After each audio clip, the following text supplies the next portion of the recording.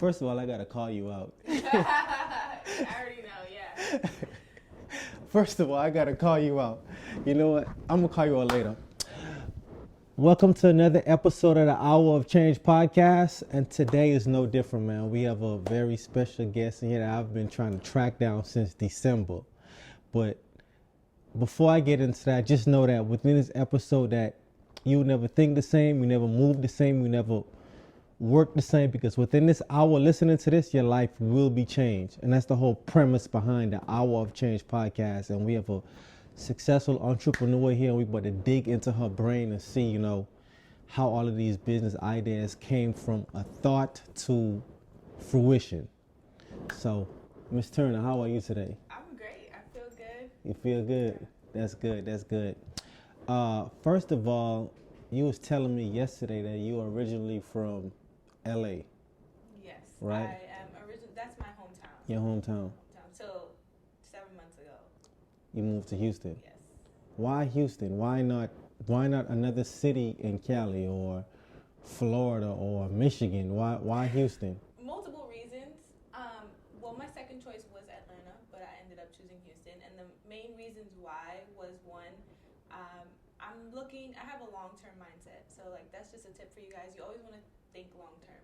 So, I want a family. I'm looking to buy a house soon. So Houston has just a better market when it comes to houses versus California. And Right. It's kind of through the roof, ridiculous. So that was one reason, the cost of living. Two, the network of people. I felt like I had more of a network of people as far as entrepreneurs that I can work with and build with out here in Houston. So that was reason number two. And those are the two top reasons. The two top reasons. So you knew people in Houston already? I knew a few people. A So few I had people. a girlfriend named Chris. She was here already. So she really is the one that convinced me to move to Houston. And I'm glad I did. So. Gotcha. You said Atlanta. Why you didn't go to Atlanta? Because Atlanta is filled with entrepreneurs. I'll be thinking sometimes, I want to move to Atlanta. Or I at least need a spot in Atlanta. I'll probably move to Atlanta one of these days, but I just felt more comfortable moving to Houston. It was a little closer than to California, because Right. my family is still in California, so I'll hop on a plane every once in a while to go see them. And I already knew more people in Houston than Right. Atlanta personally, that I can especially in the beginning when I first moved, it was kind of hard. I was trying to find where I'm going to stay and Right. what am I going to do from here. So it was good having that support. So I had that in Houston, but not in Atlanta. Gotcha. You moved down here by yourself? Or some No, so family came with you? I have a significant other. Oh, so, okay, that's we good. Came together. That's good. Yeah. That's what's up. What were you doing before you got into entrepreneurship? Or what was the first business you started with? Because I know you got the credit repair, and you have an apparel business and the rentals, Yes. right? So which one came about first? Okay, good question. So, to answer the first part of the question, before I was an actual entrepreneur, I went to college, got a bachelor's degree. What college you went to? Cal State Dominguez Hills in California. So I have a bachelor's degree. I had regular 9 to 5. In what? Bachelor's degree in what? Criminal justice. Criminal justice. Yeah. So I wanted to work in law enforcement, with probation, or I really wanted to be a detective, homicide. Those were my goals, but Homicide. I couldn't deal with that. Yeah. That's too much for me. So I honestly, I feel like when it's time for college, it's you're in high school and it's just one day. It's okay, it's time to apply for colleges. Right. No one ever really you don't really think about your future until that moment. So in that moment, I honestly didn't know what I wanted to do. It was literally based off my favorite TV show, which was The First 48. Because other than that, I was only 17, 18 at the time. Right. I really honestly had no idea what I wanted to do. I just know that's what I enjoyed looking at. So I was like, I guess I'll go for criminal justice. Right. But one of the qualifications to graduate was an internship. So I ended up interning at a police station in LA, and right then and there I knew this is not what I wanted to do. Nah. And what in that moment made you be like, this is not what I want to do? Just seeing in real life, like what my life would be if I pursued this specific career. Right. Like, it's not what it seems to be on TV. Right. Like, it's just not. They put the edited version on TV, Yeah, huh? exactly. And it just wasn't what I thought it was. And so in that moment, I'm like, damn, like, I felt like I wasted 4 years of my life going to school. Wow. But going to school, so I'll say this to the, everyone watching, like, there's nothing wrong with going to school, right? We need people who, to go to school, we need doctors, dentists, and stuff like that. So there's nothing wrong with school. But for me personally, I feel like it was placed upon me by my parents. Like, it was like, I had no choice because of my parents. So, like, I just say that to say, like, I don't, if you are thinking about going to school or college, again, there's nothing wrong with it. But if you're doing it for someone else, even your parents, like, I don't feel like you should do it. So now we got to, and I know this conversation is about business, but now we got to stick a pin and park the brakes for a second, because I feel like there's a lot of people and a lot of kids that go through that same exact situation. Mm-hmm. And they doing it because their parents want them to. What advice would you have for that kid that's going through that situation now, that they know they don't want to do it, but their parents want them to? I feel like at a certain point in life, when it comes to your life, you need to be able to be strong enough mentally to say no. It's like, it's your life at the end of the day. Because now that, I'm grateful to be where I'm at, but I feel like I was held back 4 years. I still got to pay back these student loans that I'm not even using this bachelor's degree at all. So it wasn't beneficial to me at all, really. I mean, like, it does help when I had a 9 to 5. Like, it looks good for a job on paper, but as far as being an entrepreneur, which is now I truly know that this is what I want to do, it's useless, pretty much. So just really, really sit down and think about what you want to do. Even if you don't go to school right away, maybe just wait a year, see if that's really something you want to do, explore your options, try different things. But if you're unsure about college, I would wait. Why did you feel like you had no choice? So my parents, like, they came from a country called Belize. You Belizean? Yeah. This is unbelievable. So this is unbelievable. I feel like their mindset was, that's the American dream, is to get a college degree, go to school, get a house. You're Belizean. Yeah. So you make me some fried jack? Yes, fried jack, beans, Dutch cheese. That boy loves some beans too. I love that boy beans. loves some beans, man. That's what we grew up on: beans, fried jack, tortilla, rice and beans. Right. Like, that's literally all I ate my whole life. What part of Belize you from? Well, my parents. I was born and raised in LA, but my parents. That's the funny thing too. He was born and raised in LA too. Wow, that's the crazy part about it. Yeah, but they're from Orange Walk. I've never heard of it. Oh, okay. But I've heard of Belmont. I think that's what it's called. That's the capital. That's the capital. Yeah. Okay. Why did you feel like you had to? Yeah. Because, anyways, my parents came from Belize, so, like, they came from a very different upbringing than I did. Right. So, like, to them, their ideal of success was college, getting a house, and getting a job. That's what their image of a good life is compared to what they came from. Right. So, me actually being born in America or in LA, I saw the different options that they probably weren't able to see. Right. So I just felt obligated to go because of that. Because, they truly believed that was the best thing for me, and it was just hard for me at the time to say no. So that was pretty much it. Yeah. Gotcha. So your 9 to 5 was at the police station.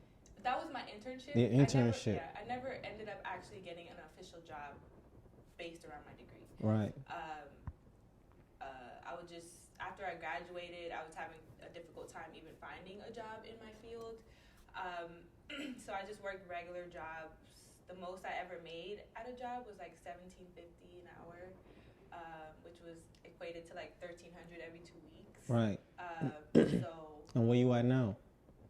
Financially? Yeah. Every month is different, but I surpassed 10K months now. That's so, good.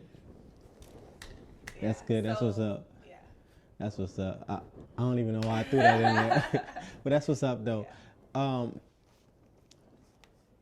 At what point did you realize that, okay, I want to start pursuing entrepreneurship? Okay, that's a good question. So I was always kind of interested in like little businesses. Like I would sell clothes online. Nothing seriously. I never thought about entrepreneurship or taking it to that level, but I knew it was always in me. But I had got fired from one of my last jobs that I ever had. Which And, was? I worked for a contractor, so I worked in the office. I was responsible for whenever someone does construction, you need permit or permission from Right. the city, so it was my responsibility to get the permits. Yeah, so I ended up getting fired. Why you got fired? What I you think- then did? I think mainly because I will admit, I did get a little lazy at the job. I was going through a lot of personal things as well at the time. But yeah, it just didn't work out. Gotcha. So it caught me off guard. It was the first job I ever got fired from. And it was kind of traumatizing because it's like, what am I gonna do now? Like, Right. I have no more money coming in. Luckily, I had a decent amount of money saved to where I was able to chill for like a month or two before I really had to figure it out. So during that time period, I just jumped into entrepreneurship. The first business, the second part of the question, that I ever got into was Turo. So I did car rentals. So I started with the car that I already had because I needed to pay this car note with no job. So that was the easiest way to do it. And then once I saw that it's working, once I got a taste of my money technically working for me, it was like a wrap after that. Like, then I leveraged my credit to get more vehicles. And then I just scaled from there. Gotcha. So you started off with Turo. Yes, that was my first ever real successful business. Right. And how did you hear about Turo? Like, what made you pick that avenue? It's crazy that you brought up Social Proof Podcast, one of your favorite podcasts. Shout out Social Proof. Shout out Social Proof. David, Shines, Donnie Wiggins, y'all my people, and I can't wait to really meet y'all and can't wait to be in the same room and interview with y'all because y'all really dope in real life. Man, keep doing what y'all doing. So I was living with my parents at the time. I was in my room, depressed, like just scrolling through YouTube, like just looking up information about Turo. Let me ask you this. When you are in depression, do you know that you're in depression? Or when you get out of it, you know? When you get out of it, I feel like you really know. Because I feel like when people are going through depression or any type of trauma, you don't realize like you're going through trauma at the time. Like you kind of just disassociate, kind of just, most people like revert to like drinking or alcohol. Like they'll just block it out. They won't face it. They'll go out, party. They won't face their depression or whatever there is they're going through. They'll run away from it. So like, I mean, I feel like people know that they're sad or like going through stuff, but they spend most of their time masking it, running away from it. So I didn't realize I was truly, truly depressed until I got out of it. I knew I was hurting inside and stuff, but yeah. But I really, looking back, it was like, wow, like I'm so grateful that I'm in such a better position, not only like financially and like what I have, but inside as well. Gotcha. Yeah, and mentally. So you're saying you was listening to Social Proof? Oh yeah. So I was listening to Social Proof, and I came across this specific interview with Pushman Mitch. Mitch. And he, I had heard other interviews about Turo, but this specific interview for some reason just really stuck with me and gave me that click. Right. Sometimes you just have to hear a person say one thing, and it's like, wait, okay. So literally the next day, I went to go get another car using my credit because he kind of explained it in the podcast. So your credit was already good? Luckily, I had pretty good credit at the time. So I was like in about a 700 credit score at the time. So I was able to leverage fast. Most people or a lot of people have to wait to get their credit in order. But luckily, thank God, I had the credit, so I was able to just jump into it. And this would be I started with my personal, so this would be like my first official car for the business, which was a Mercedes C300. And yeah, for the rest is history. Now you went straight for Benz. I went straight for a Benz. I was like, I wanted something. I got something that I wanted for the first car, but it worked out. That Benz is for the business, correct? Yeah, it was for the business. Yeah. So I mean, I drove it around. Right. When it wasn't being rented out, but yeah, it was for the business. Gotcha. Yeah, Pushman Mitch do give some good information, man. Yeah, he do. He does. Yeah. He do. Have you ever met him before? I met him a few times. He's a cool guy. That's what's up. Yeah. That's what's up. What made you go for the Benz though? Why not an economy car first? Why'd you go straight for that car? At the time, I was still like new, to like the rental car business. Right, gotcha. I didn't really understand like the best types of cars to get, so I just went to go get a car that I wanted. But yeah, if I could go back in time, I probably would have gotten an economy car because they're just, long term, they're just better. Yeah. And then also, was there any fear associated with that? With going to get another car or putting your car in Turo? Was there any like I don't know if I should do this, but I'm gonna do it anyway? Or was just like, man, I'm about to do this. I don't care. It was at that point I had lost my job. I was depressed. I was like, I'm not in the position I want to be in. Like, I feel like I was probably like around 25 at this time, so Right. I feel like I'm going through a midlife crisis because people feel like their life is over when they hit 30 for some Right. reason. So I was just feeling like that. So I'm sorry, I lost. What was the question? I was asking, was there any fear associated with going to get that car? Yeah. So, okay. So at that point, there was no fear because it was like, okay, if I do this and I lose, I'm still going to be exactly Right. where I'm at. No job, broke, sad. Right. Nothing will really change. But, so it was like, it was really no fear because for me at that time, there was no real loss that could have happened to me. Right. But, and I say this to the audience, like, and this is why I'm so active on social media because I don't want people to wait until they're rock bottom to feel the courage to get into entrepreneurship. But that's what it took me to get to rock bottom, to finally get the courage to be like, I'm gonna do this. So just to be honest. I've heard. I'm an avid reader. Like, I read a lot, and one of the most common themes in books about entrepreneurship is that they all hit rock bottom. Yeah, that's So- what I noticed too. And I wonder why is that? Why people wait till they hit rock bottom, or like, what is it about rock bottom that, like you said, you don't want people to wait until they hit rock bottom, Right. and you experience that too, right? Yeah. So like, what is it that makes people go to rock bottom and then be like, okay, now it's time to go? I think it's being forced out of your comfort zone.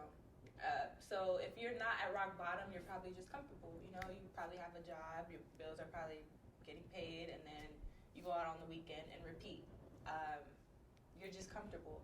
Versus when you hit rock bottom, it's like you're against the wall, you're in Right. survival mode, you're like, trying to figure it out, and you just kind of go for it. So that's what. So it's a matter of survival mode and being comfortable. Yeah. So get uncomfortable. Don't wait till you hit rock bottom. Just get used to being uncomfortable. Right. Because every time I was in an uncomfortable situation and I came out of it, it made me better. So like moving from LA to Houston was uncomfortable. Starting entrepreneurship was uncomfortable. Losing my job was uncomfortable. So if you're feeling uncomfortable, it's normally because something new is coming about, and you need to embrace that and not be scared of it. So, Gotcha. That make a lot of sense. yeah. I like that. I'm gonna create a caption around that for my next Instagram Yeah. post. So let's talk about this Turo business for a second. How many cars you got now on Turo? So at this point, I don't use Turo anymore. I'm completely private. So like, I'm not on the Turo app. So if someone want to rent a car from me, they have to come direct to me instead of the middleman. And why did you switch? Because it's just more like money, and I don't have anyone, I don't have a middleman no more. So, Right. yeah. With that, Turo offer like a lot of not incentives, like they cover like a magnitude of things, like if anything happens, like basically they're a platform and anything happens you can go through them. So I guess you prefer to take on all of that yourself.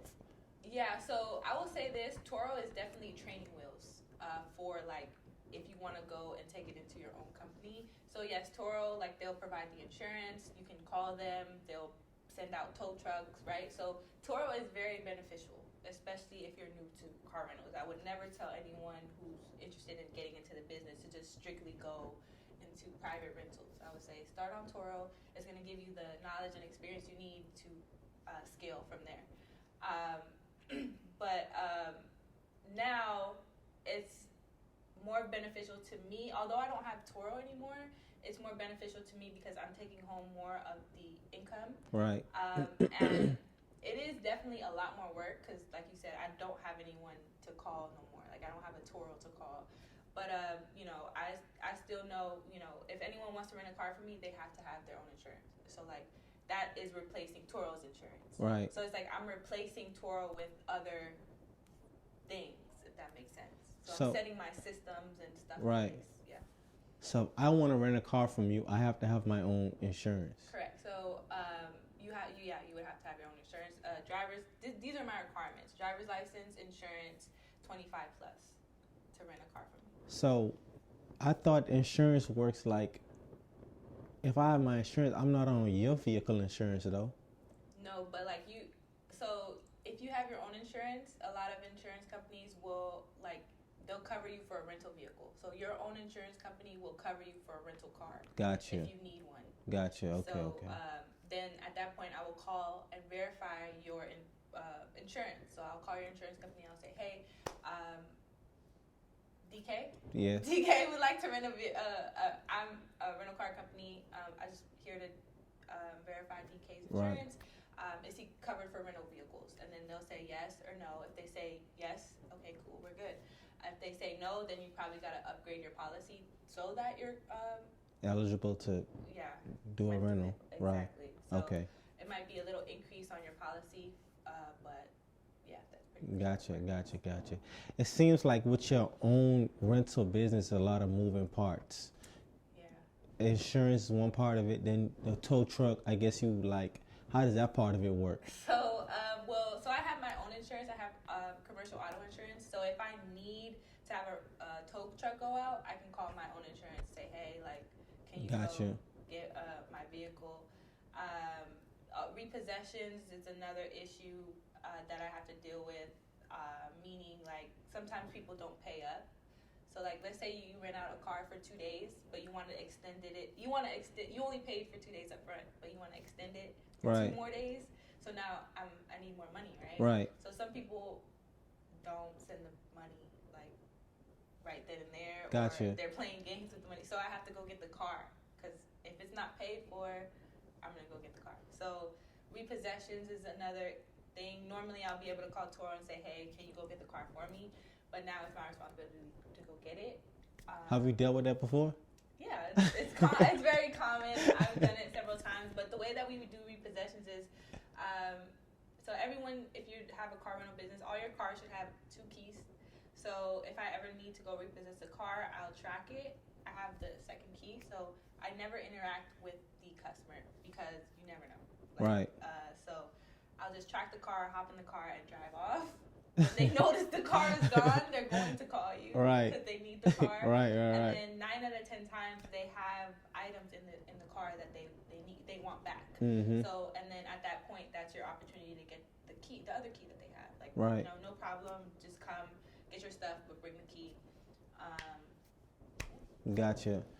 I was watching this video on Instagram the other day. I think I didn't even know this was a thing, but I guess people use rental cars to go do robberies and just do all kinds of crazy things before. And they were saying having your own car rental business. Well, on Turo, if that happens on Turo, let's say I rent a car from you and you on Turo, right? and I go and I do something in it, like something illegal, and now the police is investigating stuff. Turo will pay you for that downtime. Yeah. Right? Yeah, that's what I heard too. I never had that happen to me while on Turo, but I have had it happen to me privately. Actually, not too long ago, a police officer knocked on my door and was like, because the car is registered to me. Right. So knocked on my door and let me know that one of my vehicles was involved in a theft or a burglary. Right. So normally you just show proof, like I have contracts and stuff like that. So normally I'll just show proof of like the contract, their ID. Like I have to give up all that information. Right.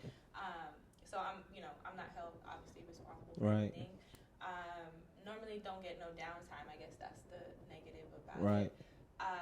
But yeah. So. Gotcha. So for anyone that want to get in the Turo business, in the car rental business, right? What advice you got for them? Like, give me some actionable steps that they could take right now today. Let's say someone have $5,000 and they have, let's say, a 700 credit score. What kind of actionable steps like you would tell them to take today if they want to get started in the industry? So there's two things that you can do. So you said if they have $5,000, there's something called cash cars, which is pretty much a car that you can buy, a gas saver, something maybe you can get at the auction that runs great, good on gas.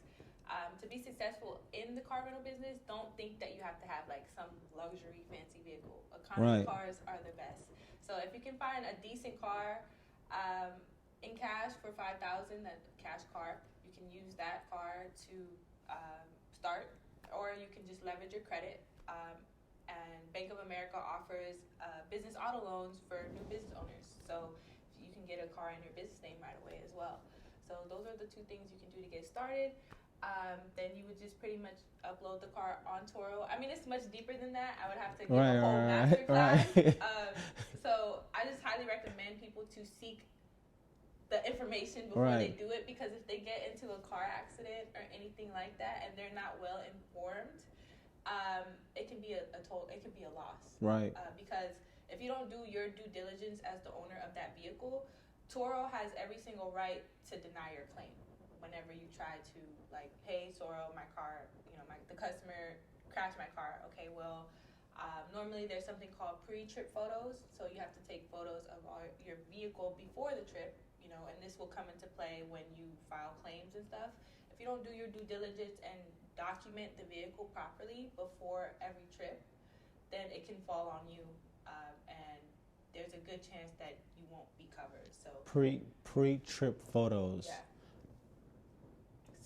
And I get what you're saying. You take pictures before you rent the car out, right? So like if you ask to rent my vehicle, I'm going to take photos of at least 50 to 60 photos of the car.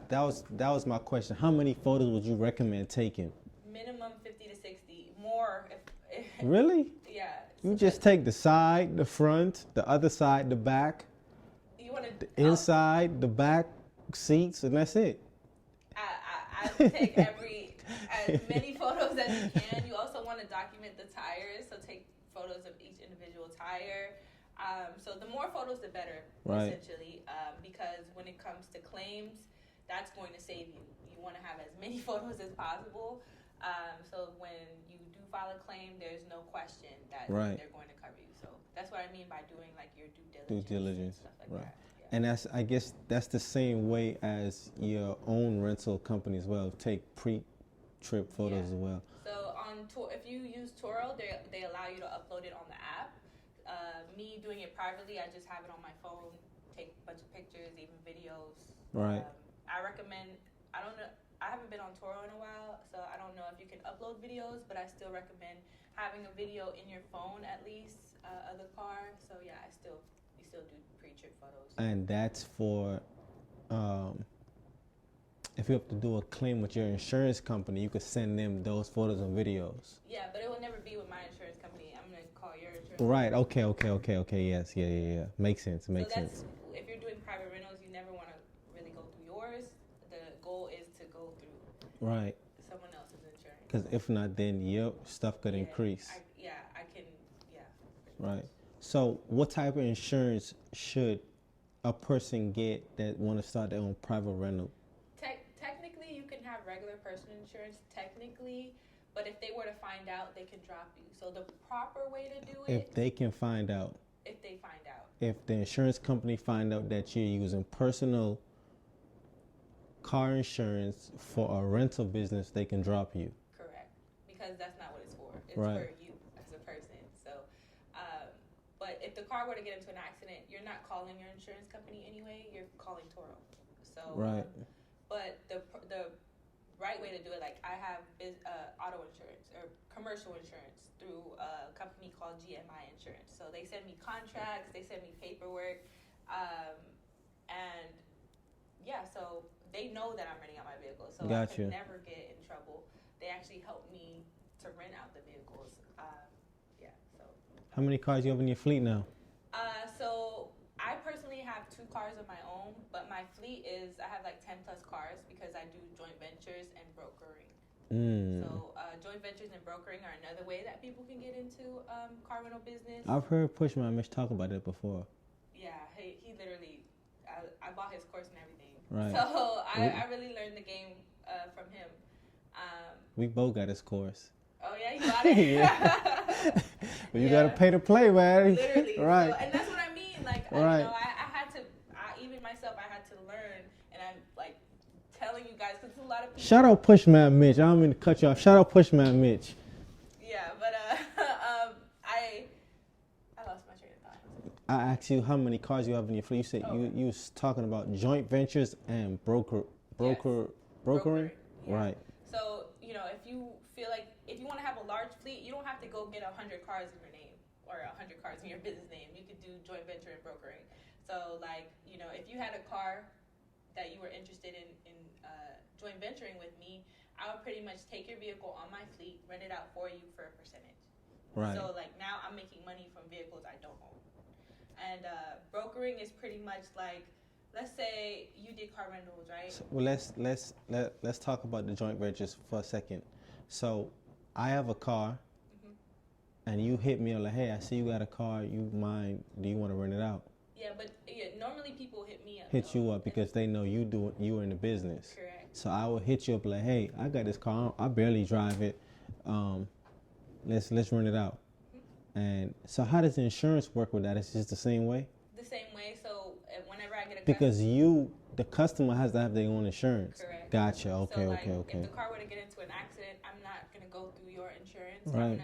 We verified the customer's insurance before we gave it to them. Gotcha. So if the car gets damaged, we're the customer's insurance is taking Gotcha. the hit, not your Makes my sense. joint venture Makes part. sense. Makes sense. Okay. That's how that works. And then brokering. So brokering is pretty much like, let's say all my vehicles are rented out. I have no vehicles, right? But I get a customer and they want a vehicle. Let's say you do car rentals as well, and you have a couple vehicles available. I'll call you and I'll say, hey, DK, do you have any cars available? You'll say, yeah, I have a Toyota for $60 a day, right? I'll go and I'll tell the customer, yeah, I do have a car available. I have a Toyota for $80 a day. Right. So, like, you get what you want, $60 a day. I added my $20 on top. So that means I'm making $20 a day for as long as that person has the car. Gotcha. So, yeah, that's what brokering essentially Gotcha. is. It's just middlemaning Right. the play and then adding your price. Right. So, you know, if you don't have a vehicle, you can, or if you don't have the credit at the moment or the cash, those are 2 ways that you can get into the car rental business with no money. With no Brokering money. and joint venturing. So I just recommend, like, network with people, actually learn the business, because you don't want to take on people's cars. Right. You don't want to take people's cars on your fleet and it gets into an accident and you didn't do it right, and now you got to call the customer or the person who owns the car and say, I'm sorry, but, like, your car is totaled and there's nothing I can do about it. Right. So you don't want to be that person. That's a hard conversation to have with somebody. Yeah. So please just learn the business, though, if you're going to do it that way. Just don't do it. Right. Yeah. Gotcha. So I want to rewind it a little bit. You was talking about leveraging your credit to get that Mercedes. I guess you learned about the leveraging through the course you bought, right? Yeah, I first heard about it from Mitch through the course and just him talking on like Right. social media and stuff. And then just now like I have business partners and stuff like that, so then through them as well. So yeah. Gotcha. So let's talk about the credit side of things now. So you have a credit repair business as well. Yes, so I do credit repair. Yeah, so I just started with credit repair. You just started with it This year. this year. So, yeah. What made you get into that?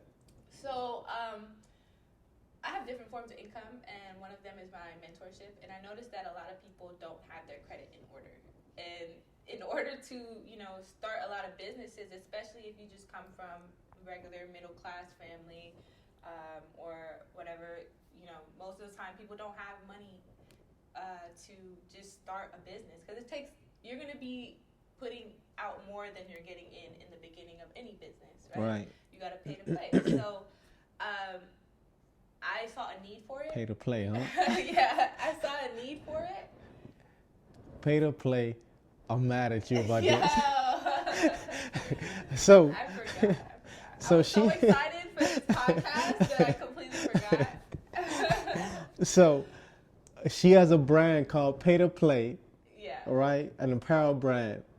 And she forgot my hoodie. And I don't know how to feel about this. I forgot. I was just so excited to be here, so I forgot. But I said I'll mail it to you.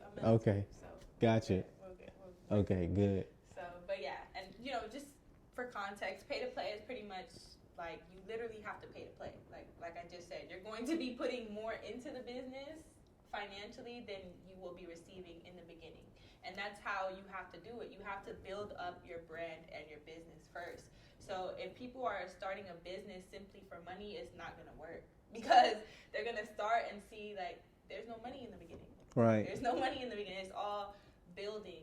So it took a while for me to finally like see my return on investment.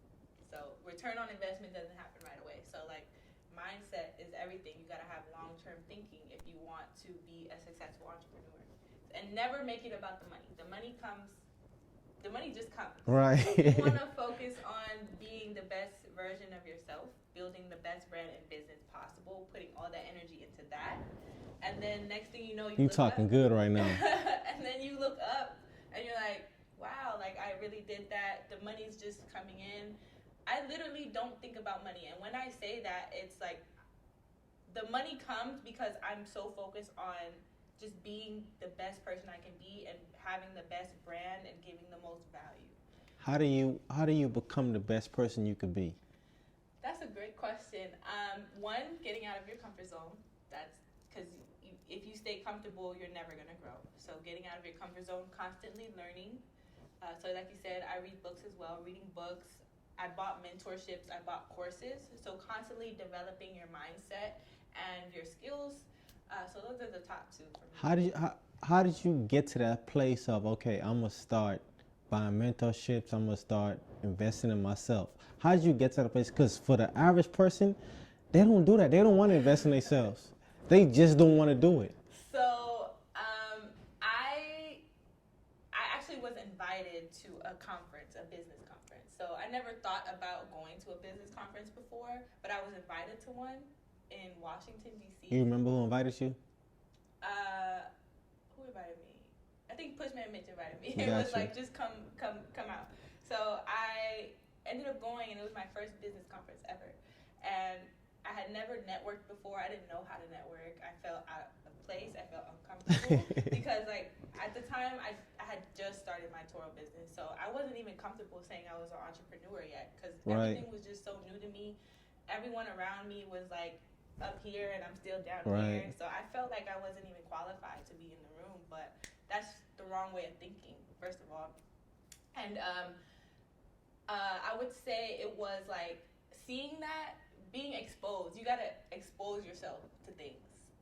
So it exposed me to like, you meet like-minded people, you meet people who are actually successful entrepreneurs, and you just see like people who make thousands, if not millions of dollars in action. Like, wow, these are real people just like me. Like, there's no reason why I can't be doing that. So I guess that's another thing is, exposing yourself to new things. So before I actually moved to Houston, I would travel a lot. So I would go back and forth from Atlanta a lot.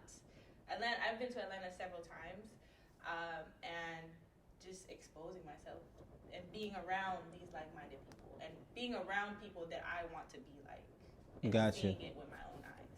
And that's what really helped you shift your mindset to, okay, I got you. Yeah, so that's what definitely really helped me shift my mindset. And you said you read a lot too. What's your top 5? Well, Top give 5? give me your top 3. What's your favorites? Rich Dad Poor Dad is top Oh 1. my God! Don't even get me started on That that. book changed my life. That was probably the first book I read that like opened me up to being comfortable leveraging my credit. Yeah. Rich Dad Poor Dad changed my life. Yes, Oh my! I was reading the Kobe Bryant book at the time. Shout out to James and shout out to my boy Trey. We was having an accountability meeting. You know,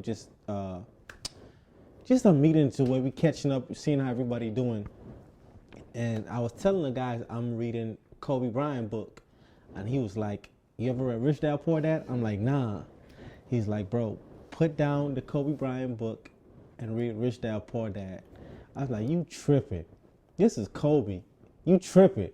He's like, "DK, please just take my advice." Nah, bro, this is Kobe. I don't care what you're talking about. Yeah. I took his advice. And when I told you I'm up at 3 o'clock in the morning reading, pacing back and forth in my living room, I was glued. Yeah. And from that moment, I became a fiend for information. Yeah. It changed. I get goosebumps even thinking about it. Yeah. That book is unbelievable. It was a mindset shift after reading that book. Man. That was probably the first. Yeah, that's the first. Yeah, I love that. I love that book. Changed my life. I recommend it to all my mentees. Like day one, I'm like, read Rich Dad Poor Dad. Right. Like, You have to. You have to. If you want to get into entrepreneurship or any business thing or just period, you even have to want to get into business. Just want to know more about money, Rich Dad Poor Dad. Yeah. You got to. For quick context, his poor dad was a 9-to-5er. Right. His rich dad was an entrepreneur. Mm-hmm. Yep. So we got to see both worlds. Both worlds. Yeah. Right. So Rich Dad Poor Dad. What's the other 2? 7 Habits of Highly Effective People. And 3, probably, let's see here. The Richest Man in Babylon. Richest Man in Babylon. Yeah. Three great books. 3 great books. Yeah, I love to read. I haven't said this publicly yet, but I've been thinking about it. But I'm gonna say it today. I think a part of me is just growing to where like I could just talk about my ideas now because what's for me is for me. Nobody can take nothing from me.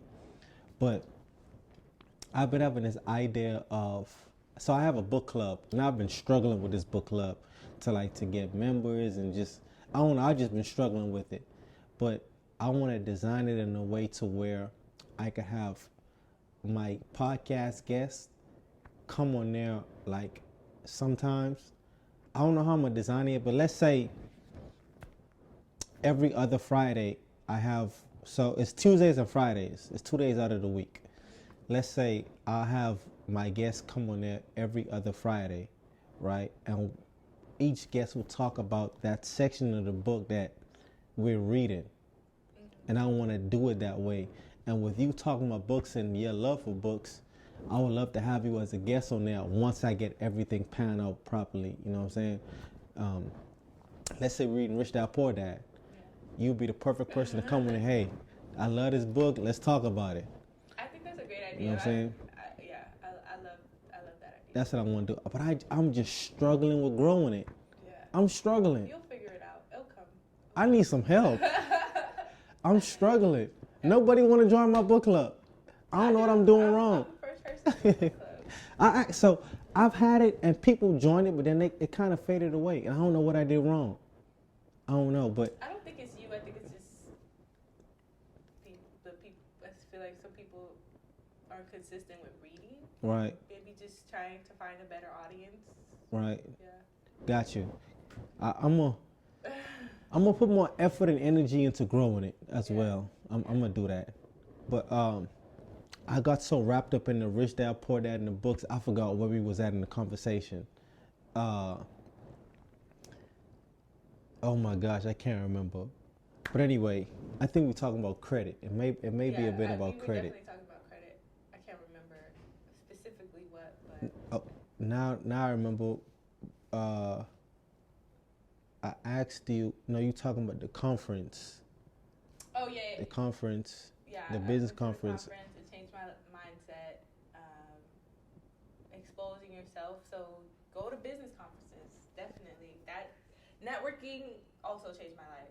Like when you're an entrepreneur, at a certain from my experiences, you go from a 9 to 5, then you become self-employed for yourself. So like you don't have a boss, but you still technically have a job for yourself. Cash flow quadrant, huh? I haven't read that one. No. But and then from there, you start hiring people.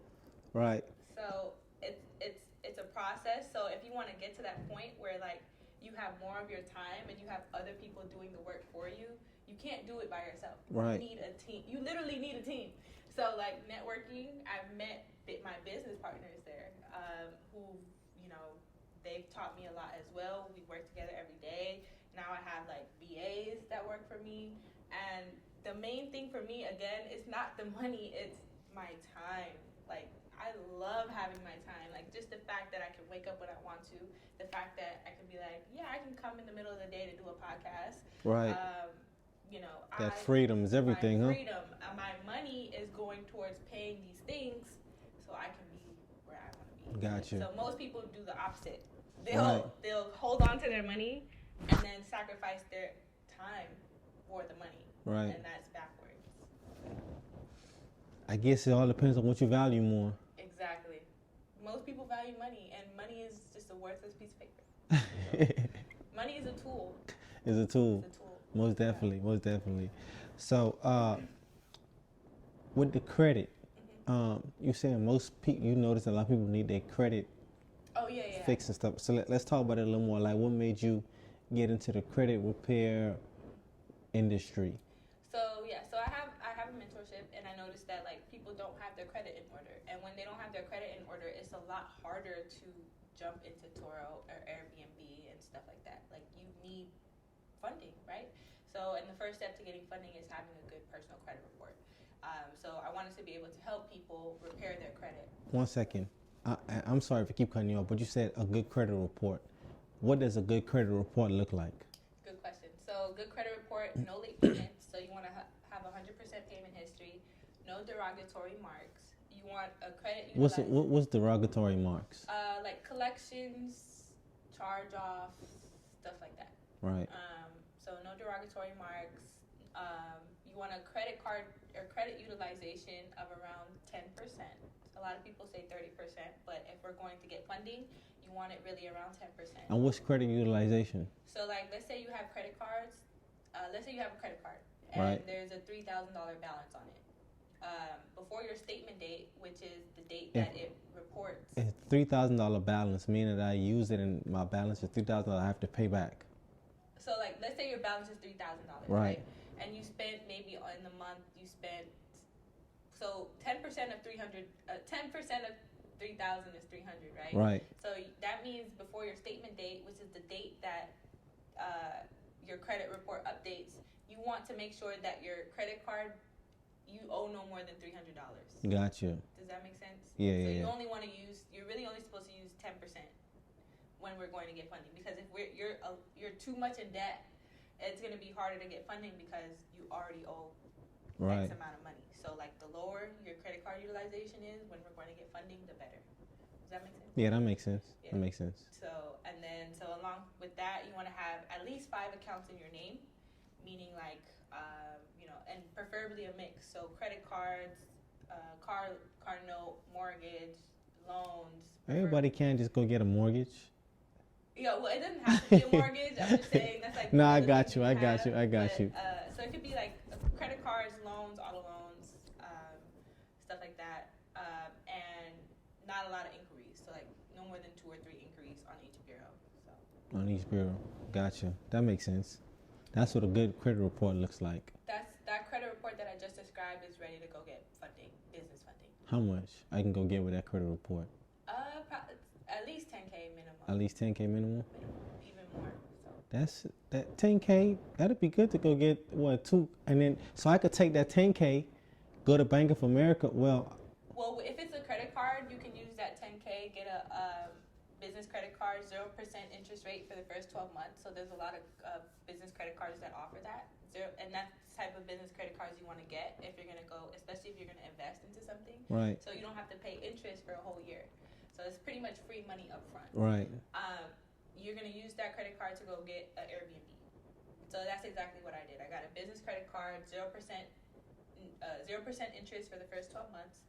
I get my return on investment before that year is over, so I didn't even pay any interest on this money that I got my Airbnb from. Now the Airbnb is paying me, so now I'm able to pay that back, pay that off before that year is over. With no interest. No interest. So it's free money. Literally. So that's the play. Yeah, and then you just run the play again after. Right. So I've had an Airbnb, and you can tell me where it went wrong. Okay.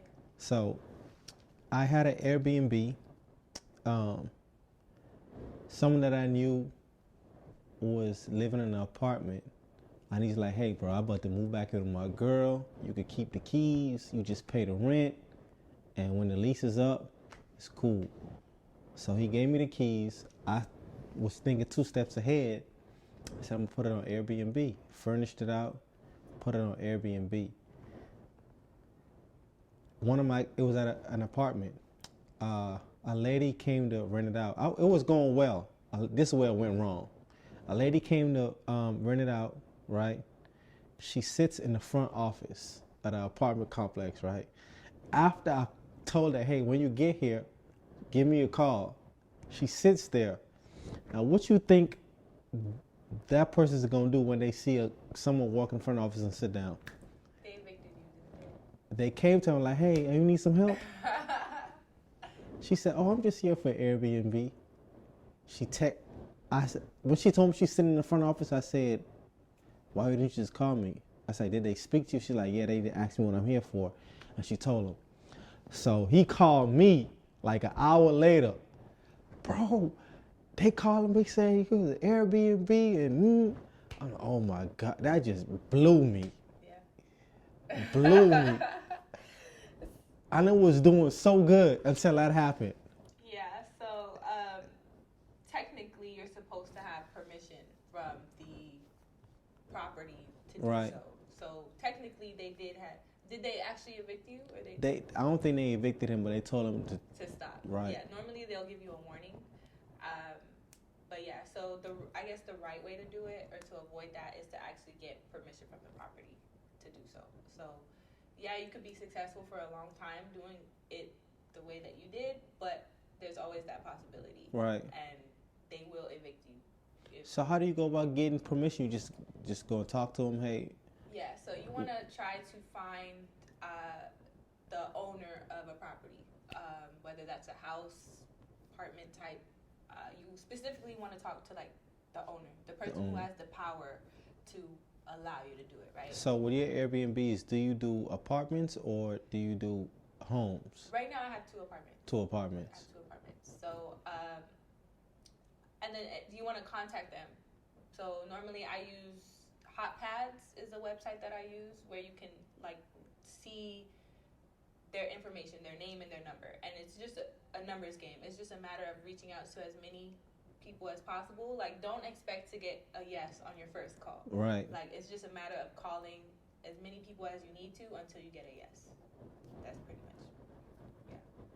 So, or find places that allow corporate leases.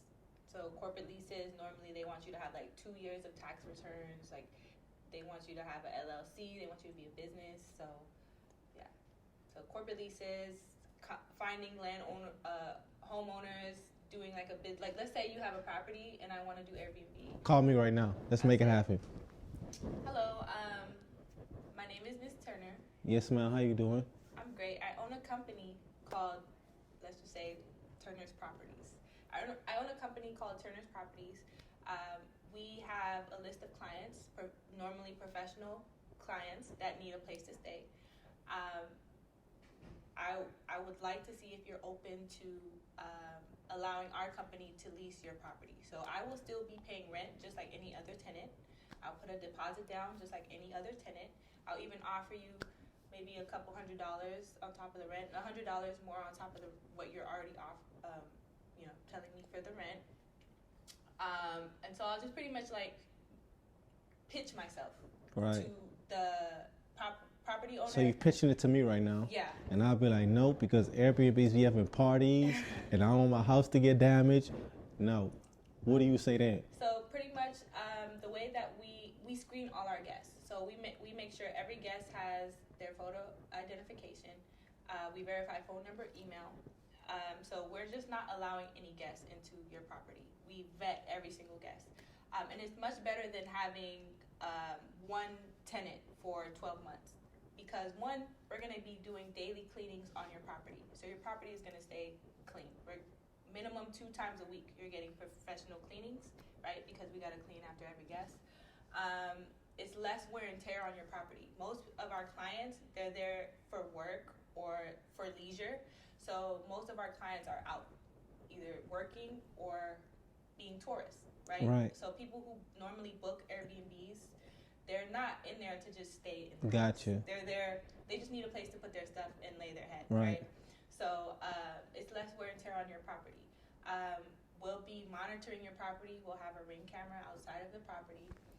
We implement noise detection sensors inside of the unit, which is pretty much, we can detect the noise level inside the property. It also detects the amount of cell phones in the property. So if there is parties, which you just mentioned that is one of your concerns, we'll know right away with the ring camera and the noise sensor, and we can shut it down. We also have Wi-Fi locks, so we're able to control the locks from our phone. So we're not giving out keys to the guests so that you don't ever have to worry about someone making copies of your keys or anything. Ms. Turner, this is a good pitch. When can we get started? As soon as possible. I'm ready to put my deposit down today. I like that. I like that. So that's how you want to go about it. You want to present yourself as a business. Try to stay away from the word Airbnb. You're your own business that supplies to customers. Got you. And if they do mention, like, well, what if they do mention Airbnb? You normally say, like, I'll utilize Airbnb, but most of my clients come from me. Right. I vet all of my clients. Got you. Have you ever dealt with a situation to where that Airbnb wasn't making the revenue that you thought and you had to pay it out of pocket? Not necessarily. I mean, of course, with any business, right, you have good months and bad True. months. For the most part, I've always been able to at least pay the expenses. So I've Right. never had to, like, come out of my own pocket. I've definitely noticed, like, right now we're in, like, peak season. Spring and summertime, I'm booked all summer already. That's good. The weekends at least. I only have weekdays open right now for if you want to book any of my Airbnbs. But no, I've never, even with the cars, like, even on a bad month, I might not take any money home, but the expenses It's paid are for. yeah, Right. to be honest. So. And if anybody want to book your Airbnbs or your car rental, how can they find you?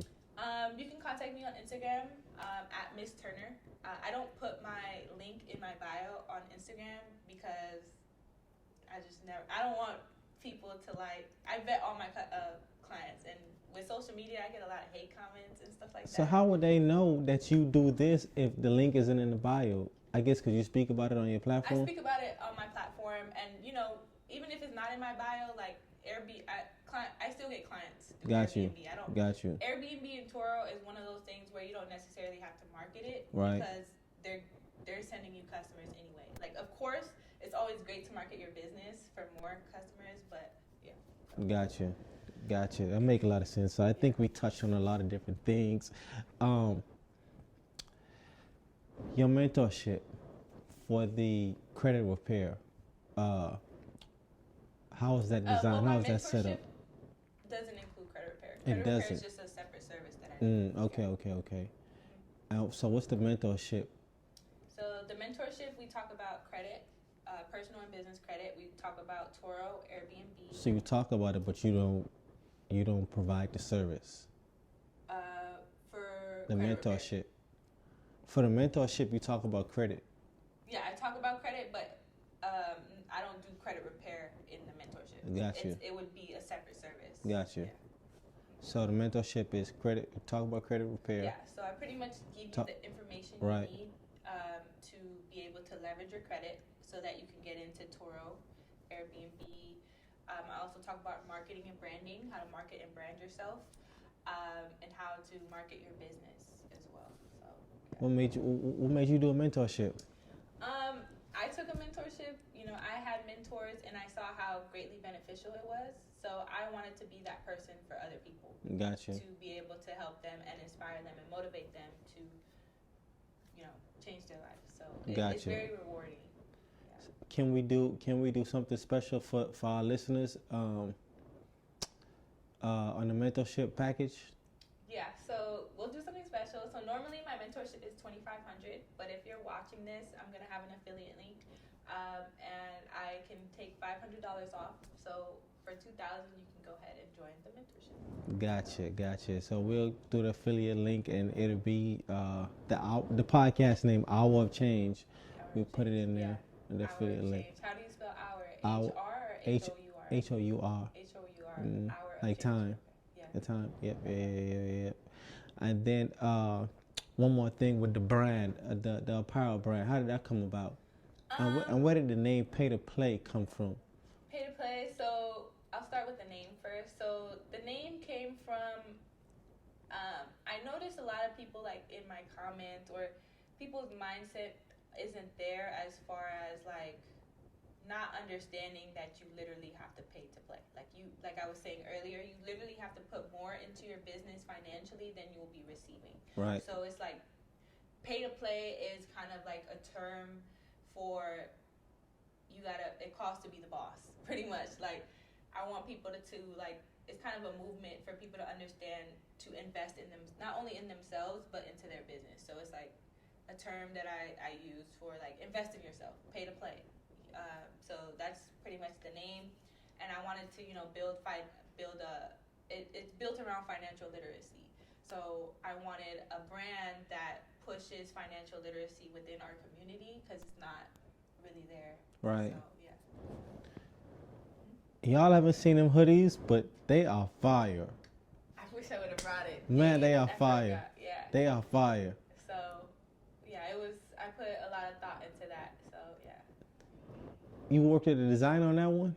So, the design, it was my idea, but I paid someone to bring it to life. Gotcha. Yeah. I'm getting me one of those. It's going to be in my closet. So we got not Turo, the rentals, because you don't do Turos no more. So you got that. Then you have Airbnbs. It's going well. Credit repair. For someone that want to start their own credit repair business, right? Like, what kind of advice you got for them with that industry? For credit repair, obviously learn about credit repair and how to repair credit. Because that's if you want to start a business and start making income outside of your 9 to 5, that's probably the best way, because credit repair is just all about learning how to and sending out these letters. So it's a real low cost business that you can start. And I'm sorry, what was the question? Advice for anyone that want to start a credit repair business. Okay, yeah. So just get the information and learn how to repair the credit, and literally market yourself and promote credit repair and start getting clients. Like, it's that simple once you learn how to do the credit repair. Gotcha. I think we touched on everything. I think it was a well-rounded conversation with the different industries that you're involved in. And one last thing before we get up out of here. I met this guy in Atlanta, right? I went down there for an event with David Shands, a podcast event class. And I stayed at an Airbnb down there. And I met this wonderful guy, the owner of the Airbnb. We had a conversation, Mr. Umar. And I told him about my podcast, one of the most brilliant minds I ever spoke to, an older guy. And the next morning, he brought me a piece of paper. And he's like, hey, I think these are some ideas that you could add to your podcast. And there was one thing that really stuck out to me, and it said, the world is listening. And the premise behind that is, if it's one piece of advice that you can give to the world, what would it be? Never give up. Never give up. Never give up. Never give up. Never give up. You will be successful if you never give up. Just Gotcha. Never give up. Gotcha. Well, you couldn't close out no better than that, Miss Turner. Yeah. I guess you just said it so. I guess you just got straight to the point, right? So, and I was waiting for like something much more long and drawn out, because all my other guests, they go into this speech and they go into this rant, they go into, like, but you just got straight to the point. Never give up. It's that simple. It's that simple. Don't overthink it. Just never give up. Just keep going. Gotcha. Well, other than that, Miss Turner, I really had a good time. Thank you for your time. Thank you for your energy. Thank you for showing up. I appreciate everything, and I'm sending you more wins your way. I'm sending you more business your way, prosperity your way, and you just keep doing your thing, and your business is gonna keep going, and keep winning. And same for you, and thank you for having me on. Yes, ma'am. Other than that, we up out of here. Peace. That was a good episode. Thank you.